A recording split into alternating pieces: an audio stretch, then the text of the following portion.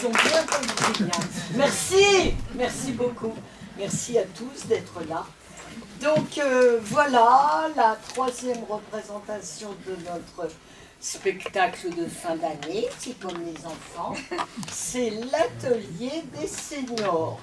Pour avoir le droit d'y participer, il faut être senior et à la retraite. Enfin, on a un petit de 10 ans, une jeune femme de 42, un ou deux. Mais bon, voilà. Donc, c'est très ouvert.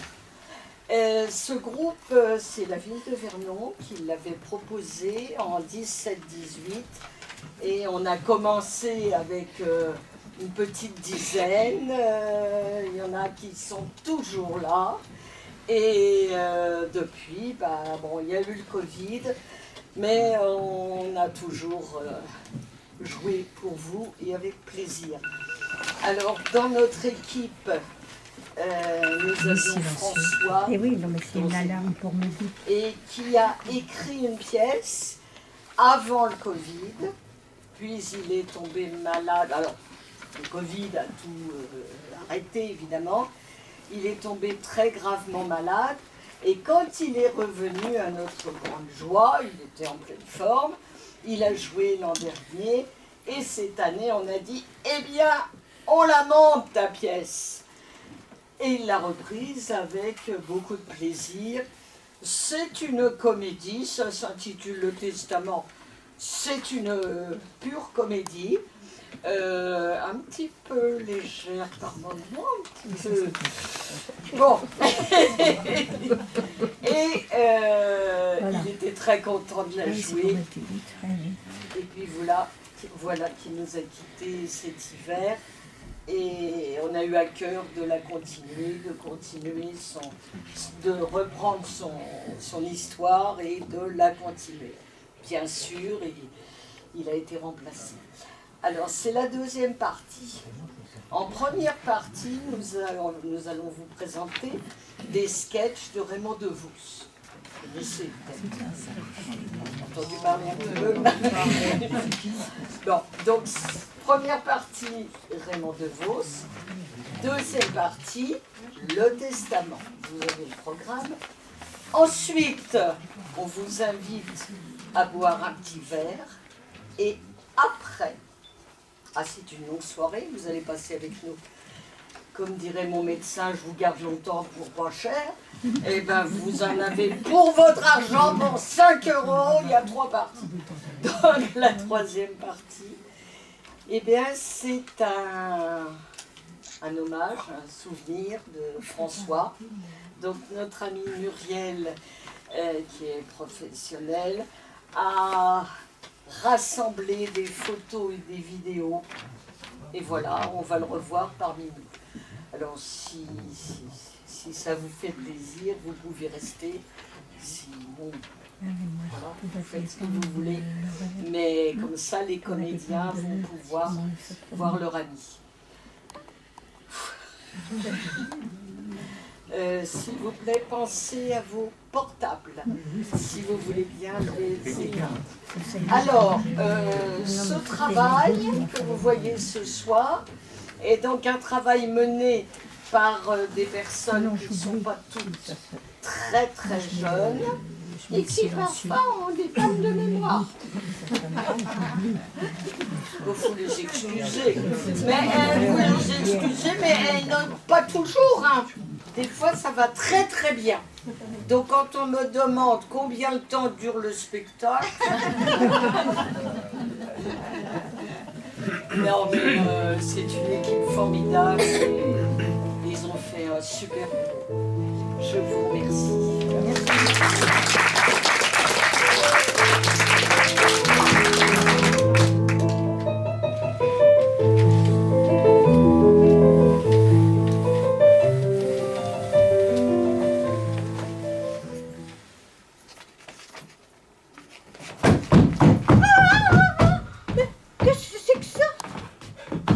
C'est moi, madame. Oui, mais qu'est-ce que vous faites chez moi? Rien, madame. Je passais, la fenêtre était ouverte, je suis entré. Mais d'où venez-vous? Mais je viens d'en face, madame. De l'autre côté de la rue, l'immeuble en face. Oui, madame. Et vous ne pouvez pas passer par la porte comme tout le monde? Mais si ma femme m'avait mis à la porte, je serais passé par la porte, madame. Mais elle m'a jeté par la fenêtre, ma femme. Elle vous a jeté par la fenêtre? Oui. Oh, bah dites donc, mais ça fait 4 étages à pic. Oui. Tandis qu'un vol d'oiseau, c'est direct. Mais dites-moi, qu'est-ce que vous lui avez fait à votre femme? Rien, madame, je dormais. Et elle? Ben, elle dormait aussi. Et alors? Alors le téléphone a sonné. Je vois pas le rapport. Mais si, madame, quand le téléphone sonne, ma femme sursaute. Et comme elle fait 100 kilos, quand elle retombe sur le matelas fait tremplin et moi, je sors. Par la fenêtre, oui. Mais dites donc, ça doit vous surprendre. Oh, je suis habitué, là. Bah, c'est pourtant, il me semble, la première fois que je vous reçois chez moi. Oui. D'habitude, je descends chez votre voisine à l'étage du dessus. Ah bon? Et qu'est-ce qu'elle en dit, ma voisine du dessus? Bah, au début, ça l'a surprise. Mais maintenant, elle est bien habituée. Elle organise même des petites sauteries quand elle voit arriver. Tiens. Ce n'est pas un sauteur, madame. Non, mais je me demande, votre femme, Quoi, ma femme? eh bien, elle doit se demander ce que vous êtes devenu. Mais elle s'est rendue compte de rien, ma femme. Elle a sursauté, c'est tout. Bah alors, comment cela se fait-il? Bah oui, c'est 100 kilos, tombe. Oh, bah dites donc, dites-moi, ça fait longtemps que ça dure? 10 ans, madame. 10 ans? Ça va faire 10 ans que... Oui, madame. Oh, bah dites donc, et alors, qu'est-ce que c'est que ça? Venez, asseyez-vous. C'est quand vous vous êtes assise, madame. Oui, Instinctivement, je... vous sautez. Oh, bah non, asseyez-vous, s'il vous plaît. Si je vous disais, madame, que je peux plus voir un lit sans sauter par la fenêtre. Ah, Oh, j'en ai assez, j'en peux. de quoi? Mais de sauter par la fenêtre, madame. Bah oui, c'est vrai que ça dure depuis longtemps. 10 ans. 10 ans.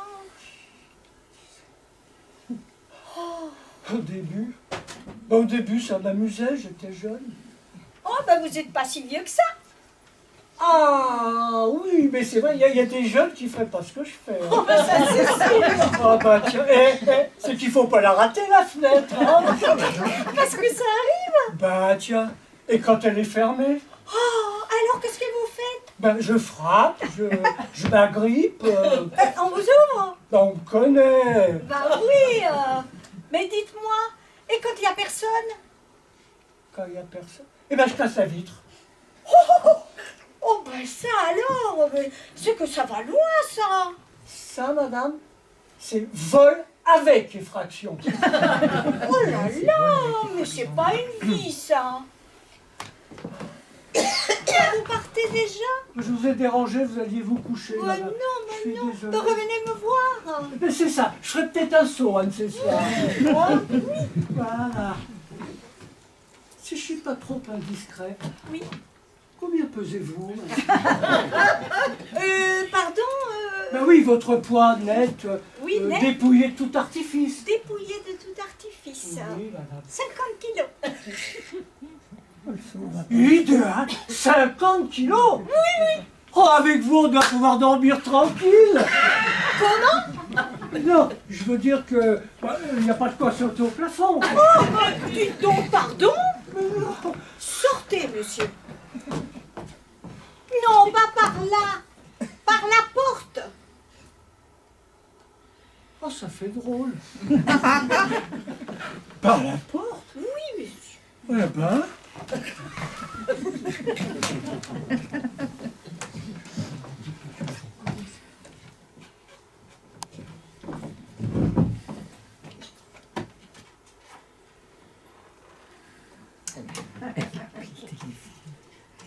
Vous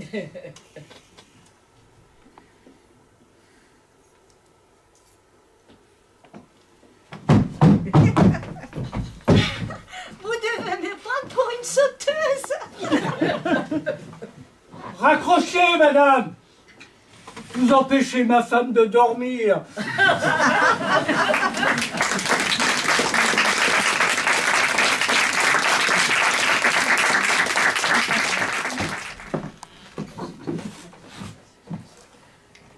Nous ne sommes pas des machines. Alors on s'use, on s'use. Alors de temps en temps, il faut se faire faire une petite révision. Et ben moi j'en reviens. J'ai été voir une spécialiste des organes. Dites 33. 33. Poussez. Dites 33. 33. Eh, dites donc, ça fait longtemps que vous vivez là-dedans? 40 ans, et sans faire de réparation. Hein. Ah, bah ça se voit. A priori, il faudrait tout abattre. Eh oh non, moi si je viens vous voir, c'est pour savoir s'il faut changer les organes usagés. Oh, ça vaut pas le coup, hein. Même si je vous greffe un rein et que je vous transplante un cœur d'un autre, bah c'est pas ça qui vous fera une belle jambe. Si vous avez une nouvelle jambe à me greffer, Ah oui, mais c'est que j'en ai pas sous la main. Et puis, vous savez, hein, une jambe, bah ça court pas les rues, là. bah, si vous envoyez une passer par là. Oh, bah je vous la mettrai de côté. Mais je vous préviens, hein, c'est qu'une jambe, ça coûte les yeux de la tête. Eh, mais je croyais que la greffe était à l'œil. Bah, heureusement que non, c'est pas l'œil. Parce que tout ce qui est ici, là, chez nous, ici, tout ce qu'il y a qui est dans la chambre. Bon, Tout ce qui est à l'œil. tout ce qui est à l'œil est hors de prix. Excusez. C'est pas grave, docteur. Et dites-moi, ça fait combien de temps que vous êtes dans cette peau-là? Ça fait 40 ans. Dans la même peau? Allez, dans la même peau. Ah, bah dites donc, va falloir tout changer, hein. Si vous en avez une d'or change. Ah, bah, en ce moment, j'ai pas de temps. Ah. Et dites voir, fermez les yeux un peu pour voir. Est-ce que vous voyez quelque chose à l'intérieur? Oui, comme une petite lueur. Ah ben voilà, tout n'est pas perdu. Vous avez encore une vie intérieure. Et pour l'extérieur, Ah ben lâcherez-vous, je continuerai de marcher comme ça, tout en essayant de rien perdre en route. Et je vous conseille de vous faire pousser la moustache. vous êtes vraiment sûr que cela sauvera la face? Non, mais ça en cacherait une bonne partie.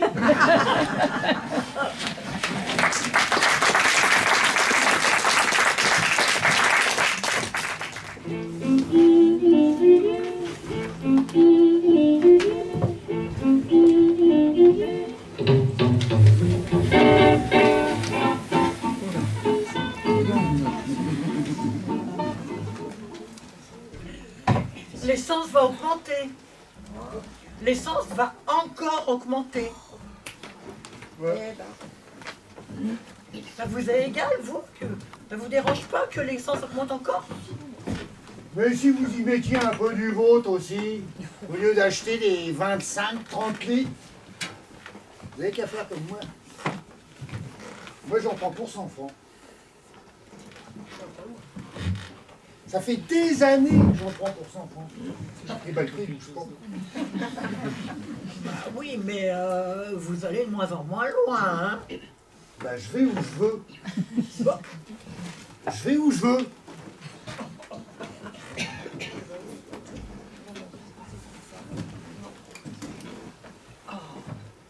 Arrêtez, voulez-vous me passer ce bout de bois, s'il vous plaît? Lequel des deux bouts? Lequel des deux bouts? Ben, je ne vois qu'un bout de bois. Parce que vous vous exprimez mal. Parce qu'un bout de bois, ça a deux bouts. Alors il ne faudrait pas dire le bout d'un bois, mais les deux bouts d'un bois. Les deux bouts d'un bois. Déjà, ça sonne curieux. On ne sait pas s'il s'agit de bout de bois ou de bout de boudin. Ah, ne plaisantons pas. S'il s'agissait de bouts de boudin, on dirait les deux bouts d'un boudin. On ne dirait pas les deux bouts d'un bois. Oh là là là là. Moi, j'ai toujours appelé un bout de bois un bout de bois. Et c'est tout. Lâchez ce bout de bois. Mais lâchez ce bout. Ah, vous voyez bien qu'il y a deux bouts. Bon, eh bien, puisqu'il y a deux bouts, lâchez ce bout-ci. Moi, je garde celui-là. Et comme cela, ça nous fera chacune un bout. Ah non, ça nous fera encore chacune deux bouts. Vous avez compris ça? Ah non, je comprends pas. Ah non, Vous n'avez pas compris ça? non. Si vous cassez un bout de bois en deux, il y a deux bouts à chaque bout. Il y a toujours deux bouts à chaque bout. Vous avez compris ça? Non, je ne comprends toujours pas. Non, Vous n'avez non. pas compris ça? Non. Un bout, c'est irréductible. Vous ne pouvez pas supprimer le bout d'un bout. Ou alors, il faut supprimer le bout entier. Prenons un bout de machin. Vous coupez le bout d'un machin. Il y a encore un bout au bout du machin. Vous n'avez pas compris ça? Non, toujours pas. Non. Alors, prenons un bout de truc. Vous préférez un bout de truc? Si vous voulez. Vous prenez un bout de truc, vous coupez le bout d'un truc, il y a encore un bout au bout du truc. Vous n'avez pas compris ça? Non, j'y arrive toujours pas. Hein. Prenons un bout de fil, Oui. le fil de téléphone par exemple. Bon, vous coupez le bout. Ah ben ça, c'est pas malin. Il y a encore quelqu'un au bout du fil. Vous pouvez prendre mon raisonnement par tous les bouts, il se tient. Non, ça ne tient pas debout.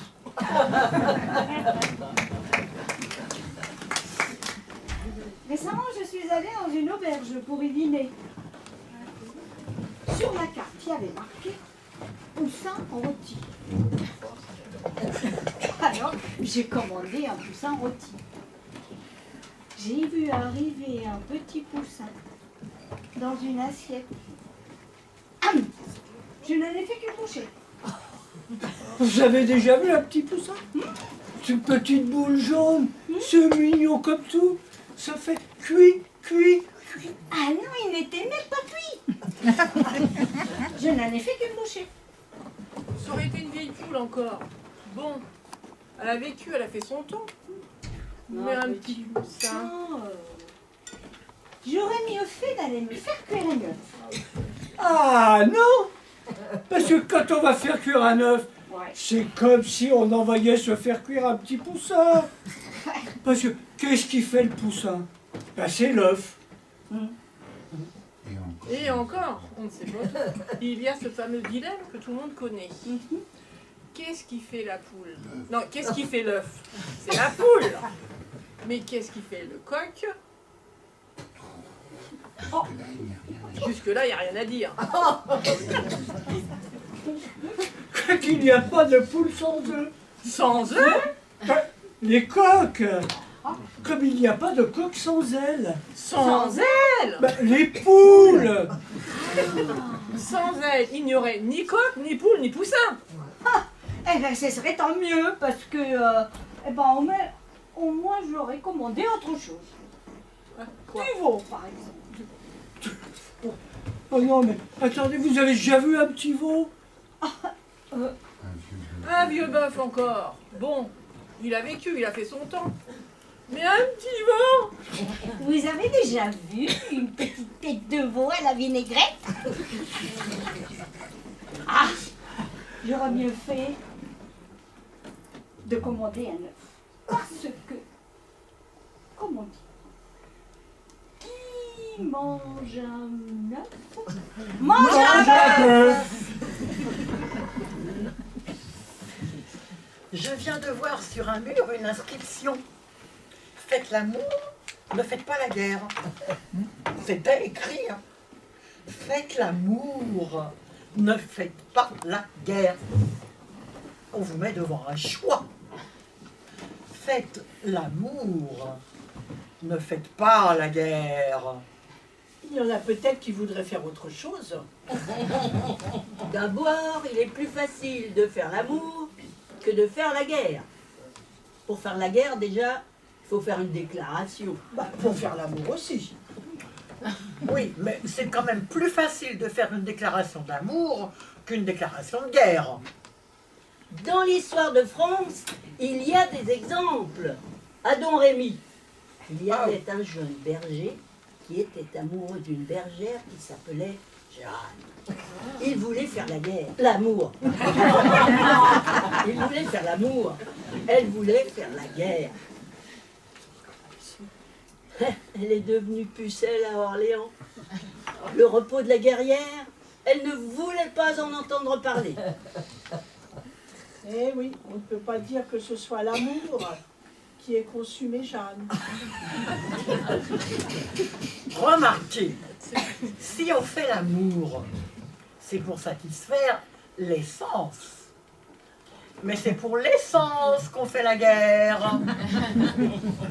Mais d'ailleurs, la plupart des gens préfèrent glisser leur peau sous les draps que de la risquer sous les drapeaux.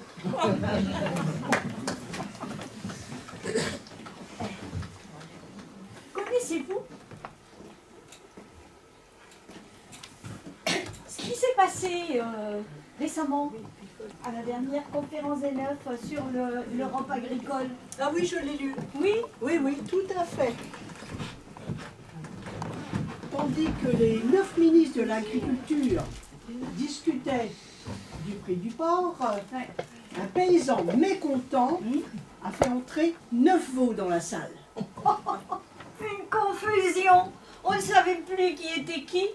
Le pauvre paysan, au moment où il a voulu récupérer ses veaux, dans la confusion, bousculade qui s'en est suivie, il n'en a pris que 8. Il a emmené un ministre avec lui. Et on ne dit pas lequel, là. Ce n'est qu'en arrivant au marché qu'il s'en est aperçu. Quand il a voulu vendre ses veaux, eh bien, il a trouvé qu'il y en avait un qui était invendable. On sait qui. Mais oui. C'était le ministre. Parce qu'un ministre, ça ne se vend pas. Ça s'achète parfois. Mais ça ne se vend pas.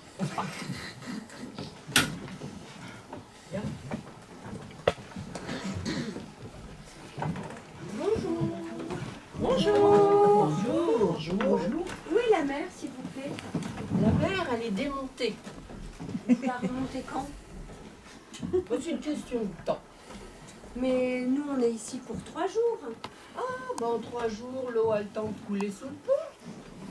Et où est le pont? Quel pont? Bah, le pont, quoi. Mais il n'y a pas de pont. Il n'y a pas de pont. Il n'y a pas de pont. Non. Il y en avait un, mais ils l'ont démonté. Vous démontez tout ici, alors. Mais nous, on est ici pour 3 jours. Oh, ben en 3 jours, vous avez des chances. Ah bon, merci. Mais tout de même, avant que nous partions, il faut qu'on se débrouille pour voir la mer. Mais c'est pas possible. C'est pas possible. Pourquoi? Parce que c'est la fête. Ah, c'est la fête. Oui, alors on fait le pont. Bah, si vous refaites le pont, je vais pouvoir voir la mer. Ah bah non, il y a le feu d'artifice. Le feu d'artifice, on va le voir de la mer. Mais vous le verrez mieux de votre chambre. Mais notre chambre, elle donne pas sur la mer. Oh bah le feu d'artifice non plus. Mais je m'en fous de votre feu d'artifice.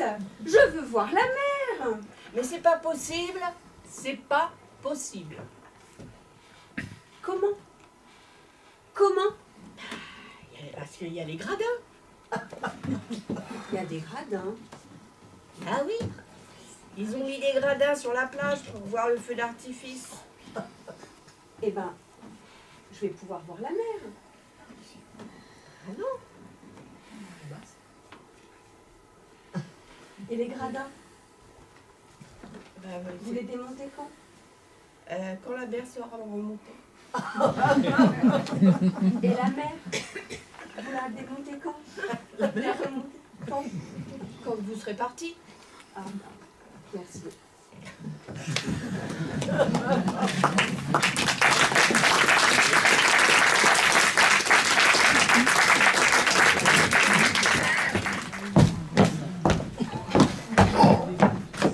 Oh, les parcs-mètres, je l'ai pas vu. Ah ben, les parcs-mètres, parlons-en. Les parcs-mètres, c'est une tricherie. Vous savez que ça rapporte une fortune au pouvoir public. Une fortune. Je le sais, parce que mon voisin, il s'est fait installer un petit parc-mètre clandestin devant chez lui. Et tous les soirs, il vient récupérer la recette. Oh, il en vit bien, tellement bien qu'il s'est acheté une voiture. Logique, hein? Et devinez où il la gare? Évidemment, devant son parc-mètre. Et depuis, il se fait puant.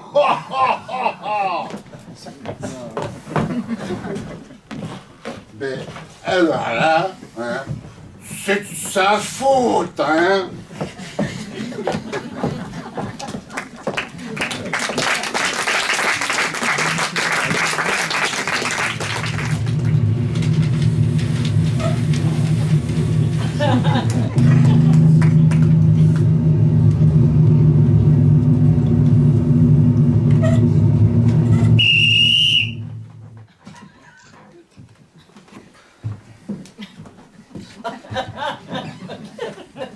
Donnez-moi vos papiers. Oui. Non. Oui. Je vais vous les donner.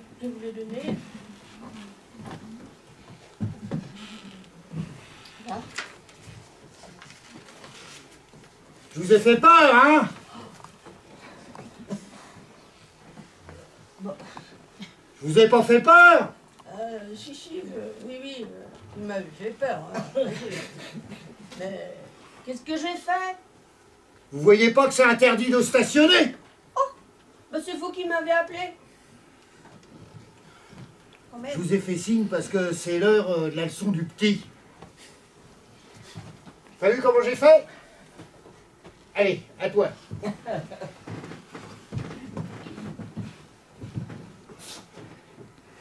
Madame, auriez-vous l'obligeance de me donner vos papiers, s'il vous plaît? Mais non, tu n'obtiendras jamais rien comme ça. T'es trop gentil, n'est-ce pas, madame? Ah bah oui, j'avoue qu'il m'a pas trop demandé mes papiers. Hein. Tu vois, t'allais nous faire perdre un client. Excusez-le. Ah, je vous en prie, y a pas de mal. Bon, allez, recommence, redemande-lui ses papiers. Ah non! Excusez-moi, mais moi j'ai pas le temps de jouer. Ah, vous avez pas le temps de jouer. Ben, ah bah oui, je vais jouer. Bon, alors, c'est à qui de faire? C'est à moi de donner Non, c'est au petit. Vas-y, recommence. Madame, pouvez-vous me donner vos papiers, s'il vous plaît? Sinon, le chef va encore me gronder. Alors, chef, qu'est-ce que je fais? Je lui donne ou quoi? Non, il mérite pas.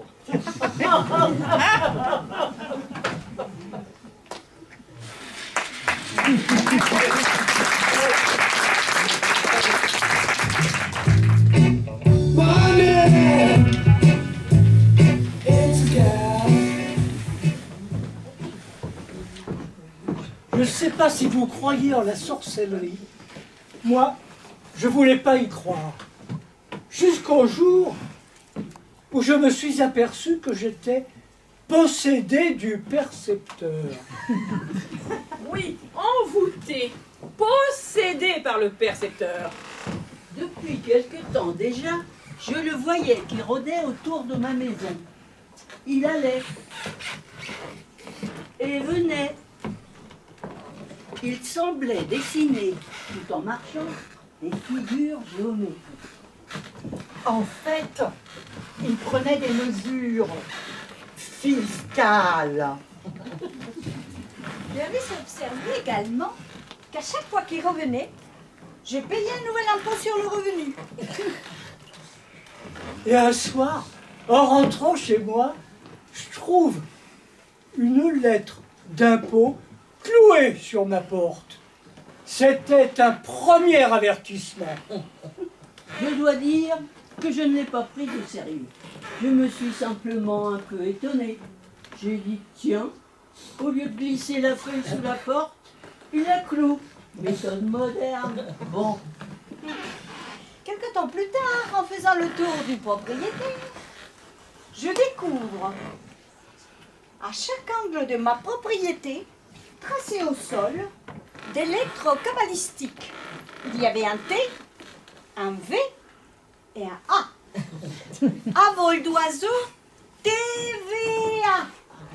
Qui avait pu mettre ces marques de terreur? Sinon mon percepteur.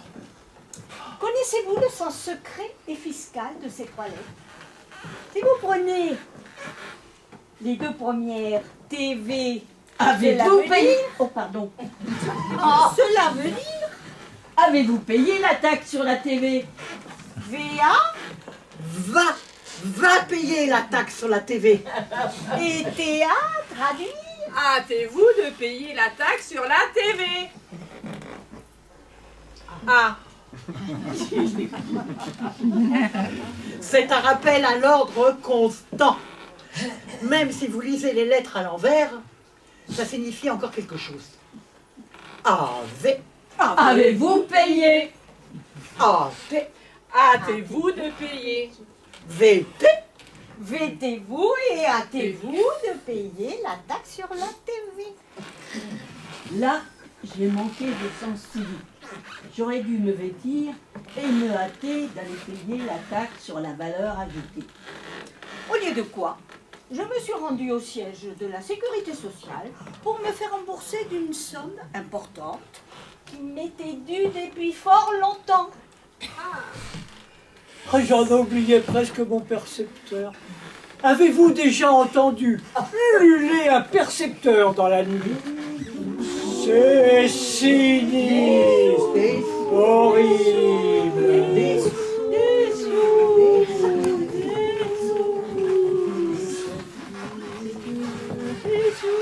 Ah, il est diablement fort, ce percepteur. Pour échapper à son emprise, j'ai tout essayé. Je suis même allée voir un prêtre, mon père. Je suis possédée du percepteur. Pouvez-vous exercer de l'exorcisme? Ma fille, vous m'auriez parlé du démon. J'aurais peut-être pu faire quelque chose. Mais contre les puissances de l'argent... Que puis-je faire? Payez, payez, payez pour nous. Alors je paie. Et plus je paie mon percepteur, plus il me le fait payer. Il met ma faiblesse à contribution. Il me taxe sur ma valeur personnelle. Il m'impose sa volonté. alors que ma richesse est tout intérieure. C'est pas ça. Non. Est-ce qu'un verre? C'est bon. Il me traque. C'est toi. C'est lui, c'est lui. C'est pas le percepteur, c'est moi. Alors que ma richesse, elle est tout intérieure. Non, non, pas ça. Tout ça, ben voilà, merci. Tout ça parce que j'ai montré des signes extérieurs de richesse. Alors que ma richesse, elle est tout intérieure.